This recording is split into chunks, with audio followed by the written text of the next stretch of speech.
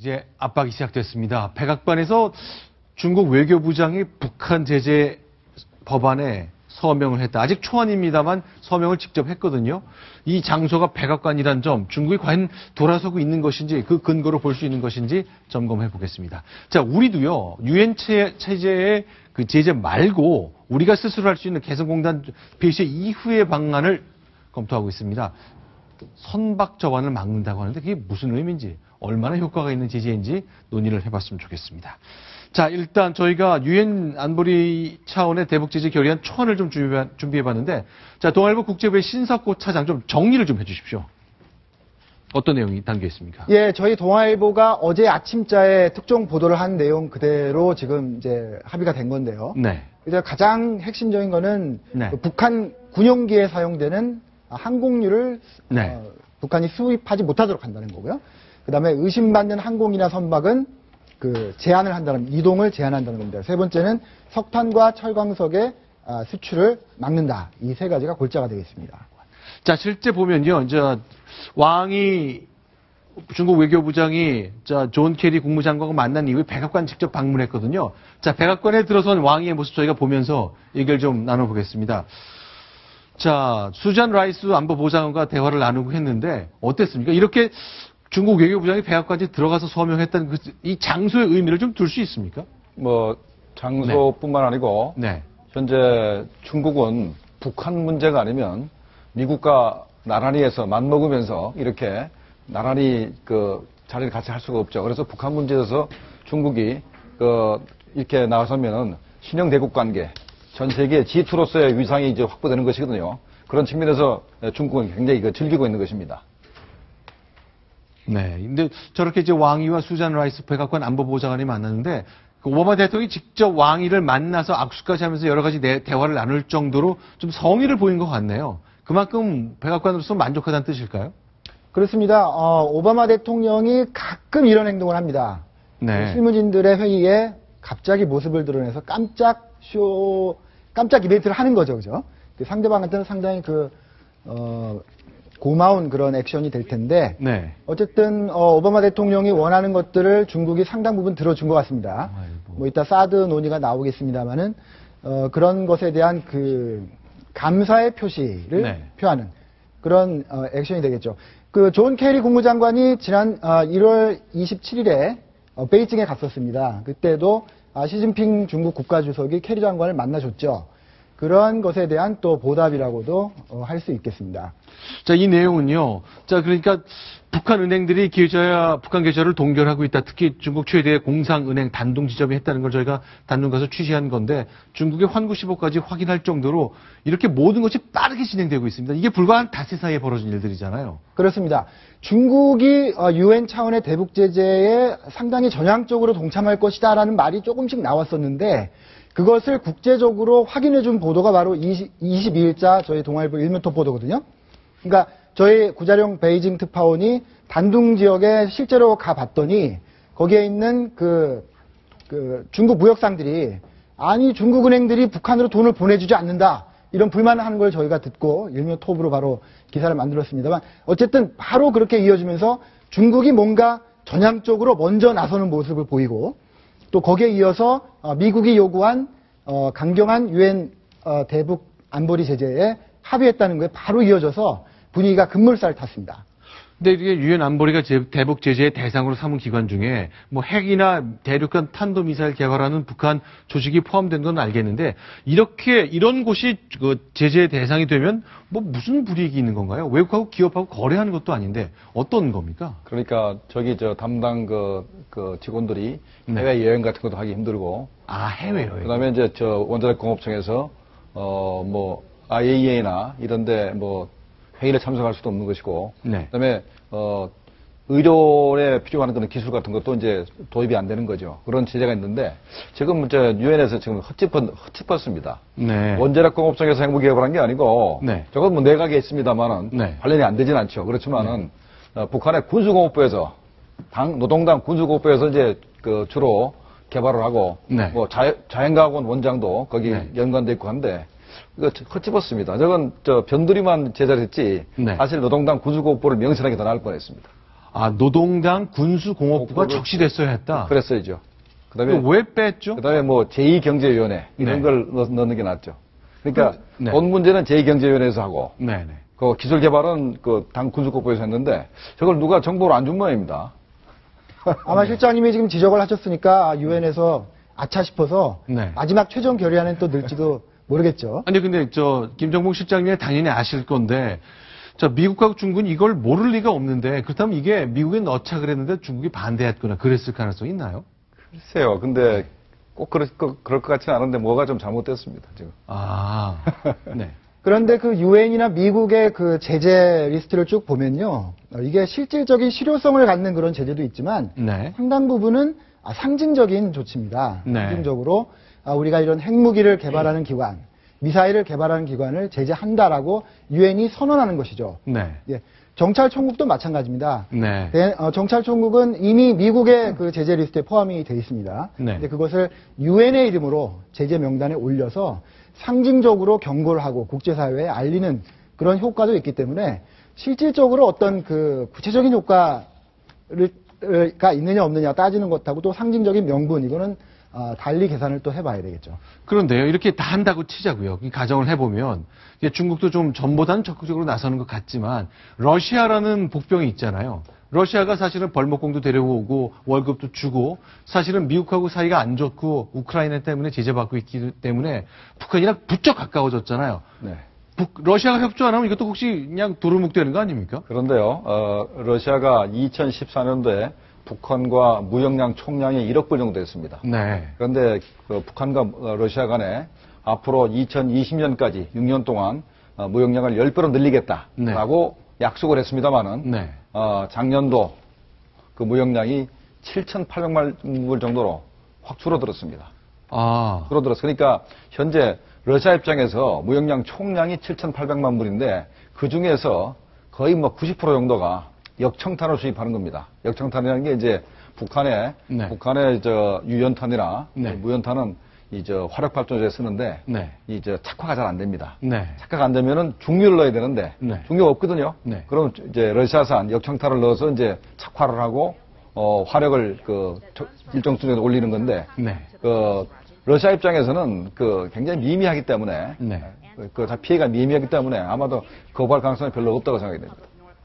그렇군요. 근데 이제 일단 그 셀 구멍이 별로 없어진 제재안이 될 가능성이 많다고 보시는 겁니까? 근데 네, 그건 두고 봐야 알겠지만. 셀 구멍이 좀 있습니다. 네. 네, 알겠습니다. 근데 이제 여러 가지 대북 제재 기관이 나왔는데 김여정이 원래 김정은의 동생이죠. 네. 원래 제재 대상에 개인으로 들어간 것처럼 돼 있었는데 일단 명대에서 내려온 것 같은데 큰 의미가 있는 건가요, 그건? 공식적으로는 선전선동부 부부장이기 때문에 네. 그러니까 뭐 39호실에서 네. 39호실을 관장을 하면서 실제로 자금 운영한다 하더라도 공식 직책이 선전선동부 부부장이니까 제재할 명분이 없었을 겁니다. 네. 그럼 우리 정부가 했던 제재를 보면요. 그동안 이제 개성공단 이후에 그 북한 선박과 관련된 제재에 대한 의견을 좀 낸 게 있는데 실제 단행될 가능성이 굉장히 크다고 얘기를 하는데 북한을 들렀던 배가 한국에 오지 못하게 되면 그게 압박 효과가 좀 큰 겁니까? 상당히 있다고 봅니다. 네. 예, 첫째, 북한에 들렀던 배가 한국이나 일본을 들이지 못하면은 네. 북한만 목표로 해서 가야 되거든요. 네. 그러면 운송비가 엄청나게 듭니다. 그러니까 북한에 내릴 화물은 한국이나 일본에서 내릴 화물의 수십 분의 1 또는 100분의 1밖에 안 되는데 네. 네. 북한만 목표로 해가지고 배를 띄기가 굉장히 힘들기 때문에 네. 앞으로는 많은 배들이 북한에 기항하지 않으려고 그럴 겁니다. 네. 그다음에 잠깐만 그러면요. 일단 하나 좀 점검해 보겠습니다. 북한 제품이 실제로 중국산으로 둔갑해서 한국에 수출되는 경우가 있나요? 굉장히 많습니다. 그러니까 중국산이라고 들어왔지만은 대부분 다 북한산 조개라든가 네. 이런 미역이라든가 해산물들이 다 중국산으로 들어오지만 대부분 다 이게 북한산입니다. 중국산 해산물, 수산물 이렇게 우리가 알고 있는 것 중에 적지 않은 부분이 북한산이다. 네, 북한산입니다. 그러니까 그걸 또 그 사업을 하는 사람도 대부분 다 우리 한국인들이 중국에서 북한산을 중국으로 끌어내 가지고 그거를 중국산으로 둔갑시킨 다음에 우리 한국으로 이제 끌고 들어왔거든요. 네. 그런 부분들이 앞으로 못하게 되면은 북한의 그 수출량에 상당한 또 피해를 줄 겁니다. 네. 저거를 조금 그 저널리스트하게 표현하면은 화물 세탁이라고 합니다. 화물 세탁이요. 예. 예.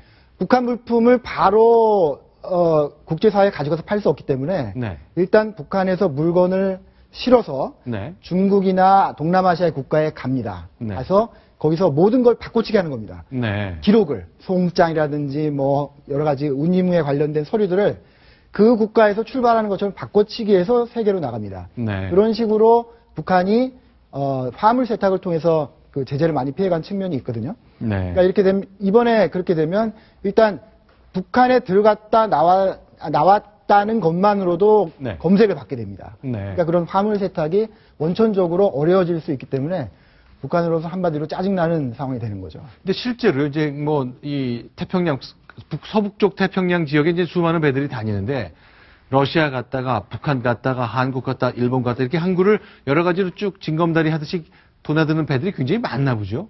그러니까 북한을 거친 배는 일단 한국과 일본에 못 온다는 게 만약에 실현될 경우에 우리의 제재 아닌데 실제 그렇습니까? 많이 있나요? 저 대부분 다 북한만 네. 목표로 하진 않죠. 네. 목표로 하지 않기 때문에 뭐 한국을 거쳐서 뭐 북한을 거쳐서 블라디보스톡을 네. 가고 이렇게 해서 한 번에 컨테이너 박스를 갖다가 여러 군데 떨어뜨려야 운임이 나오거든요. 네. 기름값이 나올 거 아닙니까? 그런데 만약에 앞으로 북한을 들른 배가 한국이나 일본을 들어오지 못한다 그러면 아마 북한을 가기 힘들 겁니다. 예, 실제로 이제 그 선박 같은 경우에 이제 그 정기선과 부정기선이 있습니다. 네. 정기선 같은 경우는 정해진 항로를 다니는 것이기 때문에 특별히 북한에 갑자기 들어가는 경우는 많지 않은데요. 네. 근데 부정기선 같은 경우에는 사실은 오더가 내려오면은 그때 맞춰가지고 항구를 정해서 갑니다. 그렇기 때문에 북한에 들어가는 그런 오더가 왔을 때 나는 북한에 들어갔다가 다시 이제 그 서방 세계에 못 들어가기 때문에 안 가겠다라고 한다면 북한이 이용할 수 있는 그런 선봉량이 굉장히 줄어들기 때문에 운임이 올라가겠죠. 그렇다고 한다면은 북한이 지금도 어려운 그런 그 해운 사정에서 더욱더 곤란함을 겪을 것으로 보이고요. 또 과거에 중동 국가가 이런 정책을 좀 폈습니다. 이스라엘과 굉장히 그 친근한 그런 이스라엘의 유화적인 그런 정책을 펴는 국가에 들어갔던 배는 중동에 못 들어온다. 라고 했기 때문에 한 번 이스라엘과 친한 국가에 갔어도 결국은 석유를 이제 그 원유선 같은 경우에 받지 못했거든요. 네. 굉장히 생각보다 효과가 좋은, 효과가 강력한 것이 바로 이런 해운 관련 제재라고 할 수 있겠습니다. 자, 이제 지금까지 우리 정부에서는 2006년 1차 핵실험한 이후에 3번의 핵실험 있을 때마다 계속 이렇게 유엔 차원의 제재를 했는데 그동안 하여간 효과가 없었다는 게 확인됐잖아요. 그럼 이번에는 좀 더 고강도 수위가 계속 높아졌겠습니다만 제일 높은 강도까지 와가지고 이번에 단합되게 한중일 미국 다 하면 북한을 탁 틀어줄 수 있게 되는 건 맞는 겁니까? 일단 중국한테 달렸다고 봐야 됩니다. 네.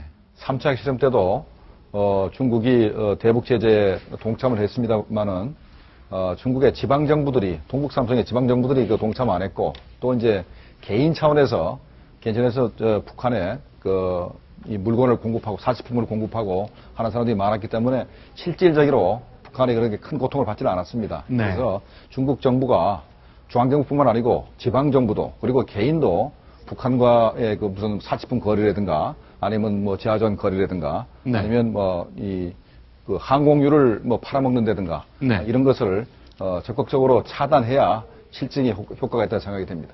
자, 올 초에 그 외통위에 윤상현 의원이 한 발언 중에 보니까 김정은 집권한 4년 동안에도 고급 물품이 계속 북한에 들어갔다면서 액수까지 공개를 한 게 있어요. 21억 달러인가요? 근데 이건 이렇게 구멍이 크게 뚫려 있다고 보는 게 맞습니까? 어떤가요? 21억 달러면 얼마어치인가요? 2조 한 3천억 원은 그 정도 넘는 돈인데 그러니까 집권 4년 동안 이 정도다. 유엔이나 미국이나 뭐 EU도 마찬가지겠습니다만은 네. 대북 제재를 담당하는 그 당국자들이 네. 굉장히 그 어려움을 호소합니다. 네. 최대한 막으려고 하지만 그 루폴이 너무 많다는 거예요.